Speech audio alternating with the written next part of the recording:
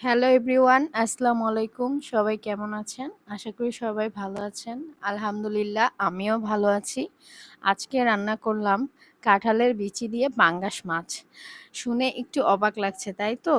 কি করব বলেন? বাসায় সবজি ছিল না আর বাহিরে প্রচুর বৃষ্টি ছিল। সবজি আনতে যাওয়ার মতো সুযোগ হয়নি।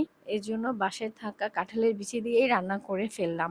খেতে কিন্তু ভারী মজা লেগেছে। আপনারাও ট্রাই করে দেখতে পারেন। তো যেভাবে আমি সবসময় রান্না করি সেভাবেই রান্না করেছি। পেঁয়াজ তেলে ভেজে তারপর মসলা অ্যাড করে দিয়েছি।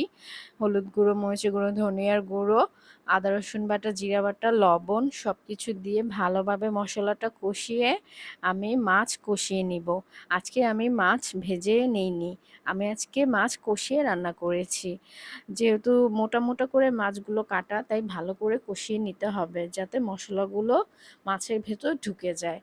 কিছুক্ষণ কষিয়ে আমি মাছগুলো উঠিয়ে নিব, কারণ কাঁঠালের বিচিও দিতে হবে। কাঁঠালের বিচি দিয়ে কিছুক্ষণ কষিয়ে তারপর একটু পানি দিয়ে আবার সেদ্ধ করতে হবে। তো সেটাই করলাম, কাঁঠালের বিচি দিয়ে দিলাম। এখন ভালো করে কষিয়ে পানি দিয়ে দিব। পানি দিয়ে দিয়ে কাঁঠালের বিচি সেদ্ধ হয়ে আসলে মাছও দিয়ে দিব। এভাবে করেই আজকে রান্না করলাম কাঁঠালের বিচি দিয়ে পাঙ্গাস মাছ। কেমন হয়েছেন কমেন্টে বলবেন সবাই। আল্লাহ হাফেজ।